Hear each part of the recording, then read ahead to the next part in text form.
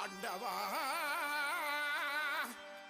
நாங்க என்ன நமீதா ரக்ஷிதா நயன்தாராவையா கேட்டோம்.